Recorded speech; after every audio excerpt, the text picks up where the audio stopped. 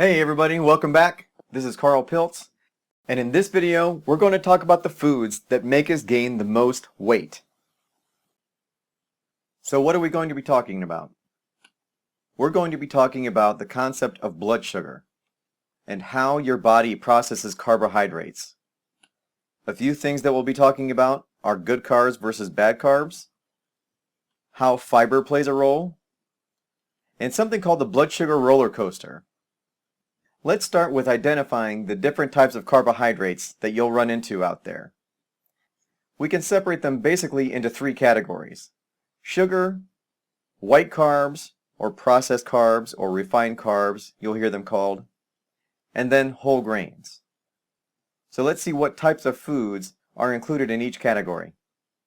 The first category is sugar, and in that category are things like white table sugar, any type of candy, any type of soda, sport drinks, Gatorade, Powerade, all those type of things. Fruit juices.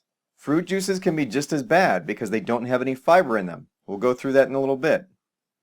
Frozen yogurt is on this list. One of the worst things that we ever did was trade full-fat ice cream for low-fat frozen yogurt, because all they did was replace all the fat calories with sugar calories. What types of foods are white or processed carbohydrates? Well, white bread, white flour, white rice, white pasta, any types of cookies, muffins, basically everything that comes in a box out of the store. Unless it says 100% whole grain. And that brings us to whole grains. The foods that are classified as whole grains will say on the package 100% whole wheat bread, 100% whole wheat pasta, 100% whole wheat flour. Whole fruit can be put in this category because of the fiber, which we'll talk about in a second. Brown rice, quinoa, oats, kasha, farro, wheat berries are all types of whole grains that you can buy pretty easily in all major grocery stores now. And then beans can also be thrown in this category because of all the fiber that they have. So at the end of this, what I'm going to show you is that these three types of carbohydrates can basically be put into one of two groups: quick carbs and slow carbs. Sugar and white carbohydrates go into the quick carb category. Whole grains go into the slow carb category. And I will show you what quick and slow mean. But for right now, that's how we can categorize them: quick carbs and slow carbs. And at the end, we'll go through how to read some labels so that you can pick the right kinds of carbohydrates out for you. So how does our body process carbohydrates? Well, let's take a look at what happens in our body whenever we eat carbohydrates. The first thing is any carbohydrates that we eat gets turned into blood sugar. Our digestive enzymes take any carbohydrates and break them down into blood sugar, also known as glucose. That is what's happening during digestion.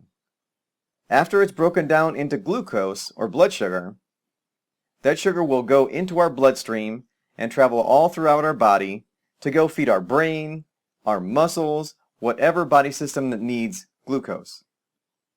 So how are these three categories of carbs different from each other? The difference is how long it takes to digest these carbs. Sugar digests very, very quickly. White carbohydrates digest very quickly, not quite as quickly as sugar, but they still digest very, very quickly. Fruit digests slowly, and whole grains digest very slowly. So why is this? Why this difference in the speed of digestion? And it's because of fiber. Sugar has no fiber in it naturally, so it digests very quickly.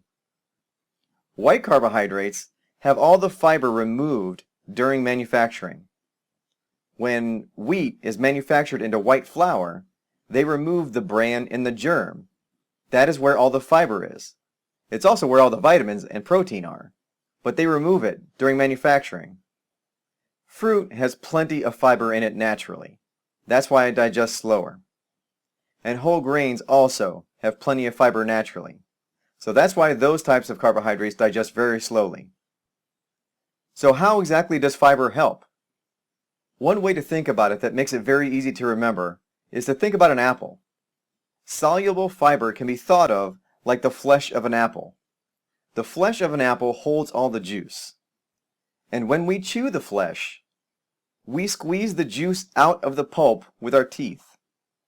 Then all that goes into our stomach, and then that pulp starts to reabsorb everything that's in our stomach, including carbs.